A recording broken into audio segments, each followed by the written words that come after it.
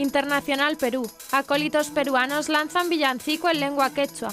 Con motivo de la Navidad, los acólitos de la parroquia El Sagrario del departamento de Huancavelica lanzaron su primer videoclip con el villancico interpretado en lengua quechua Dios Pachurín, que en español significa el Hijo de Dios. Durante la filmación fue recreado un nacimiento viviente con los niños vestidos con trajes típicos de la cultura chopca. Además, hay escenas navideñas de la tradición local representadas en los kits camachus o bufones, cuyo fin es alegrar al público asistente. La traducción de la primera parte del villancico expresa que cuando nace el Hijo de Dios nos alegremos todos, alegrémonos, arrodillándonos besemos los pies de este niñito, alegrémonos, bebecito, mírame, ilumíname con tu gracia, alegrémonos, alegrémonos, alegrémonos. Preparado con ilusión, el coro presenta este saludo navideño en quechua para ser difundido por las redes sociales con la finalidad de evangelizar mediante el canto, detalló en una nota de prensa el director del vídeo, el padre Carlos López.